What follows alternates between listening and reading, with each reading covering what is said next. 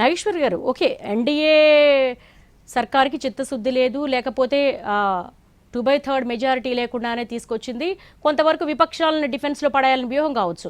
కానీ UPA government నుంచి కూడా పాలకులు మారుతున్నారు, కానీ మహిళా రిజర్వేషన్ మాత్రం అమలుకు నోచుకోవడం లేదు. అసలు ఈ 4 దశాబ్దాల కాలంగా ఎన్నిసార్లు పార్లమెంటు ముందుకు వచ్చింది, అసలు ఎవరెవరు విభేదించారంటారు? దీని చరిత్రను ఒకసారి చూస్తే మీ విశ్లేషణ ఏంటి? తలా పాపం తిలా బెడకడు అన్ని పార్టీల్లోనూ పురుషాధిక్య విలువలున్నాయి, ప్యాట్రియార్కీ ఉంది. ఏ రాజకీయ పార్టీలో ఉన్న పురుష నాయకులు ఒప్పుకోరు, పైకి నీతులు చెప్తారు, అబద్ధాలు వాళ్ళు చెప్పేది.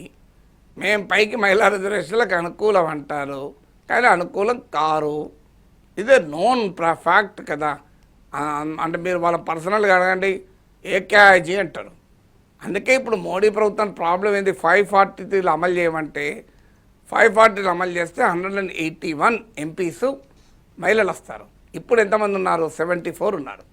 అంటే 107 మహిళా ఎంపీలు రావాలి. అంటే 107 పురుష ఎంపీలు పదవులు కోల్పోతారు.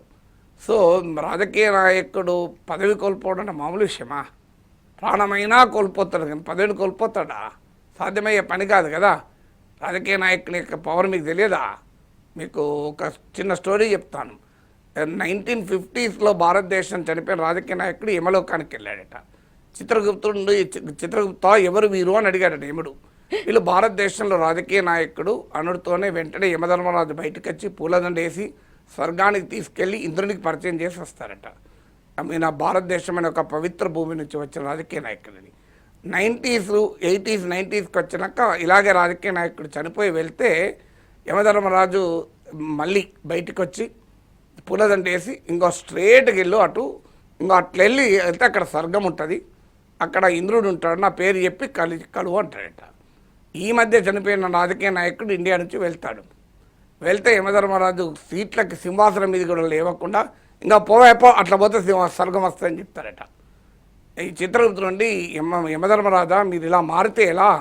ఈ 70 ఏళ్ళ నుంచి మీ దగ్గర నేను సేవలు చేస్తున్నాను, ఆ రోజు మీరే వెళ్ళి ఇంద్రుడికి పరిచయం చేశారు, ఆ తర్వాత మీరు చూపెట్టారు బయటకు వచ్చి, ఇప్పుడు కనీసం గౌరవం కూడా ఇవ్వకుండా సీట్ మీదకి వెళ్ళి కూడా లేవకుండా చూపెడుతున్నారంటే చిత్రగుప్త మారింది నేను కాదు, భారతదేశంలో రాజకీయ నాయకులు. నేను లేచి గనక ఆయనకు దారి చూపెడితే ఈ లోపల వచ్చి నా సీట్లో కూర్చుంటాడు భారతదేశ రాజకీయ నాయకుడు, అందువల్ల నేను లేస్తలేను అంటాడట. సో మన వాళ్ళు అంత పవర్ఫుల్.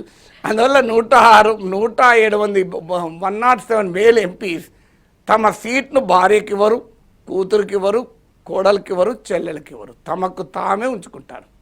మీకు అనుమానమే లేదు. మీకు రాజకీయాల్లో మీకు దేశమంతటా తిరగండి చూడండి, మీకు వారసత్వం ఎవరికి వస్తుంది? కొడుకులు లేకపోతే బిడ్డలకు వస్తుంది. కొడుకులు ఉన్న చోట బిడ్డలకు ఎవరైనా ఇచ్చారని నాకు చెప్పండి. మహబూబా ముఫ్తీ ఒక్కటయ్యారు, ఎందుకంటే ముఫ్తీ మా సైడ్ కొడుకులు లేనట్టున్నా నాకు గుర్తున్నంత వరకు. మీకు ఎవరైనా అయ్యారా చెప్పండి? సో మీకు ఎక్కడన్నా మీకు అయిన ఉదాహరణ నాకు చూపెట్టండి.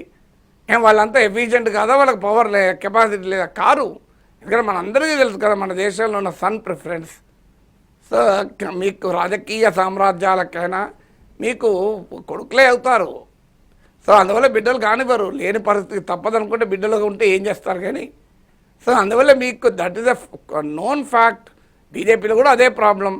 ఇప్పుడు 2000 మీరు నాతో బీజేపీ పెద్ద నాయకుడు మీరు బడ చెప్తారు సార్ ఇప్పటి నుంచి అమలు చేయండి, 29 నుంచి అమలు చేయండి అంటారు. మీదేం పోతుంది సార్? మీరు ఏమైనా ఎంపీకి ఉన్నారా? మీరు ఎమ్మెల్సీ కూడా పోటీ చేయరు, లేకపోతే మీకేమున్నది? మాకంటే మా సీట్ పోతుంది సార్, మీరు బడే ఉన్నారు అంటాడు. మీరంటే మా తీసుకుపోయి మా ఎవరికి ఇవ్వాలి సార్? 540 అవే ఉంటాయి. అందువల్లనే మా మోడీ 850 పెంచి మా సీట్లు మాకే ఉంచి కొత్తగా ఉన్న వాళ్ళు ఉమెన్కి ఇస్తామన్నారు. ఇంకా ఆ మేరకు మేము చాలా దాతృత్వం చూపెట్టామన్నాడు. మా సీటు పోకుండా మేము ఏదో మహిళా సాధికారికత అంటే మీరు మా సీట్లకు ఎసరు పెట్టి మహిళా సాధికారికత అంటారు. మా సీట్లకు ఎసరు పెడితే మహిళా సాధికారికత మేము ఎందుకు ఒప్పుకుంటాం అన్నాడు. ఇది రియల్. ఇది బీజేపీలే కాదు, అన్ని పార్టీలో రియల్, దీంట్లో డిస్ప్యూట్ లేదు. సో లేకపోతే ఎందుకు కాదు బిల్లు? ప్రపంచ భారతదేశ చరిత్రలో పూర్తి మద్దతుండి పార్లమెంటరీ మెజారిటీ ఉండి అమలు కాని ఏకైక బిల్లు మహిళా రిజర్వేషన్ బిల్లు 30 ఏళ్ళుగా. సో ఏదైనా చేయండి, అమలు చేయరు. ఇది కాకపోతే ఇంకో కండిషన్ పెడతారు, ఏదో ఒక తిరకాసు పెట్టి దాన్ని అమలు కాకుండా చూస్తారు.